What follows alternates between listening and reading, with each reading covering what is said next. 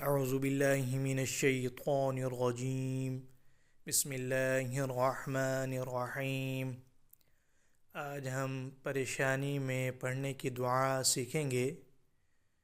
سیدہ اسماء بنت عماس بیان کرتی ہیں کہ رسول اللہ صلی اللہ علیہ وآلہ وسلم نے مجھ سے کہا، کیا میں تمہیں ایسے کلمات نہ سکھاؤں جن کو تم پریشانی کے وقت پڑھا کرو؟ پریشانی میں پڑھنے کی دعا۔ اللہ اللہ ربی لا اشرک بہ شیئا۔ دعا دوبارہ پڑھیے۔